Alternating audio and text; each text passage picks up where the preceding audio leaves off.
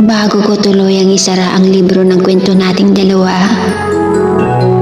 gusto ko lang sabihin sa iyo na maraming salamat sa lahat. Salamat sa panahon na naging tayo. Salamat sa panahon na pinasaya mo ako. At higit sa lahat, sa masasayang memories.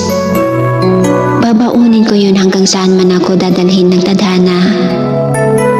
Hindi man tayo hanggang dulo.